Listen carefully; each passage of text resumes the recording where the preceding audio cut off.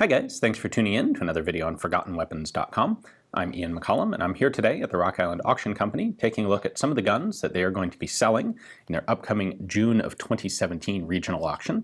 Today we're looking at a cool example of a post-war conversion of a German K98k rifle, specifically done by the Norwegians. Now, there were a lot of Germans left in Norway at the end of World War II. In fact, interestingly, that's one of the most effective things that the Norwegian Resistance was tasked with and successfully was able to do to keep German occupation troops in Norway instead of forcing them out.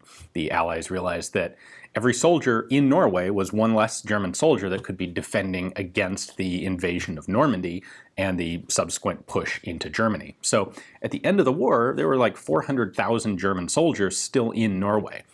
And when they surrendered and turned in their arms, that left Norway with a huge stockpile of K98k Mauser rifles. Now, up until World War II, the Norwegian military had been using Craig Jorgensen rifles in 6.5 by 55 millimeter, which were good, but clearly obsolete rifles by that point. The Mauser was a much better rifle. So, looking at the need to rearm and this giant pile of captured Mausers, the Norwegians just made the very simple and obvious decision. They just took German Mausers and adopted those and ran with it. Awesome. They were able to kind of get their pick of the batch. They needed between 200 and 250,000 rifles, and they had close to 400,000 available. So most of what they took were early war guns. As necessary, they refitted them, repaired them, fixed them up. So it's not uncommon to find these mismatched, which doesn't really matter. The Norwegians didn't bother restamping any of the German numbered parts.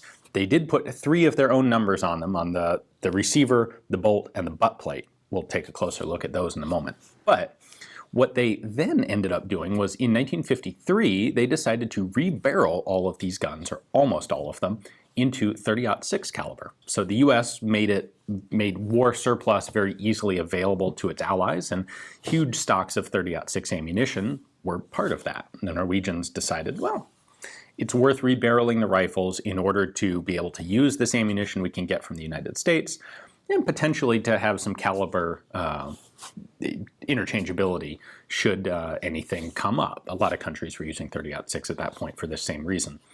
So in 53 and 54, virtually all of these guns were rebarreled for .30-06. There were a couple other modifications that were required in the process.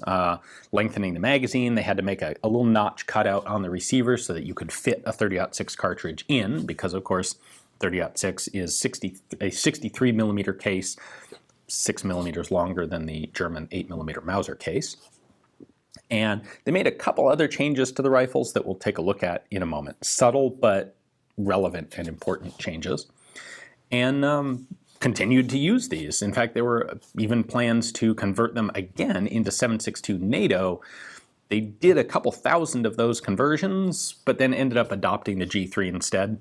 And at that point, they decided, these things are kind of auxiliary surplus at this point anyway. So they left them in .30-06. Ultimately, in 1973, they were all declared basically obsolete war surplus, stuck in reserve, and by the 1980s they were being sold on the international market. And in fact, a lot of them came to the United States. So why don't we take a closer look at what changes the Norwegians did make and things that they left the same. All right, so this particular example is a 1940 production Mauser rifle. 42 was the Mauser code at that point in the war. And the most obvious change that the Norwegians made was to mill this big flat on the side of the receiver ring and add their own marking. So that HAER is Norwegian mark for Army. This was an Army issue rifle. And there were others. They will occasionally be found marked FLY, which was Air Force, KNM, which was the Navy, I believe KART, there were some artillery issue ones. But anyway, this denotes the branch of service. And then 47652 is the new Norwegian serial number. As I said, they did between 200 and 250,000 of these. And they didn't bother getting rid of all of the German serial numbers. So the one on the receiver here has been lined out, but you'll notice they didn't bother to deface the Waffenamps, When we look at the back of the gun, you'll see that the other serial numbers on the various parts have all been left intact. They didn't bother to line them out. They didn't bother to make them match the new Norwegian number, with the exception of the bolt, which will get the last couple digits, 652, and the butt plate there. So the butt plate being screwed to the stock. Basically, at this point, your three main groups of the gun, the barreled action, the stock, and the bolt, each have a Norwegian serial number on them. And that's all they were concerned with as far as that goes. Now, in order to make this conversion to 30-06, there were a couple changes that had to be made in addition to simply putting on a new barrel. Because the 30-06 round is substantially longer than 8mm, they had to cut a notch out of the receiver of the rifle. Otherwise, a stripper clip loaded with cartridges is too long and simply won't fit inside. So you'll actually see this on other Mausers that were converted to 30-06 as well, not just Norwegian ones. We have here an original German one. You can see it's flat, and the Norwegian modification. Now, for the same reason, the magazine box had to be lengthened as well. So you can see on the German rifle here, the front of the magazine is squared off, where on the Norwegian gun, it's actually been bent forward a bit, relieved, bent forward, and lengthened. So that's, again, to fit the 30-06 cartridge. The Norwegians also made a couple of pretty subtle changes to the sights. We have a German sight here with its V notch on the rear, and the Norwegian modified sight changes this to a U-shaped notch. And they changed the front sights as well. It's a little bit difficult to see inside there with the front sight hood, but the original German sight is a pointed post, and the Norwegians replaced that with a square-topped post. They felt that was better for precision accuracy, and I think I would tend to agree with them. Now, these rifles were originally brought into service as the M/K98k in the original 8mm Mauser caliber, and simply got new serial numbers and refitting, refinishing, etc. It was in 53 and 54 that they were actually rebarreled, converted to 7.62, and the new barrels obviously don't have any German markings.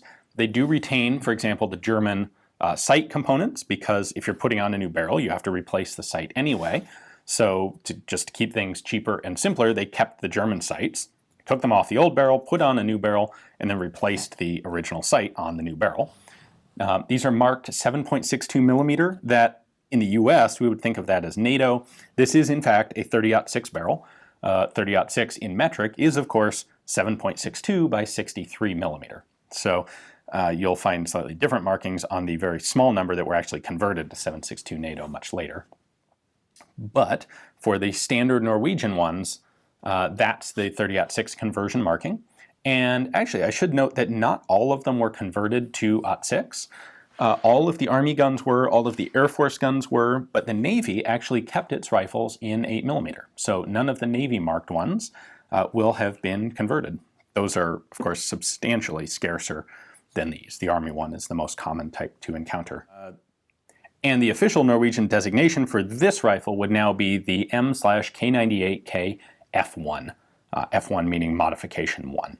The guns that went into NATO caliber were the F2, K98k F2.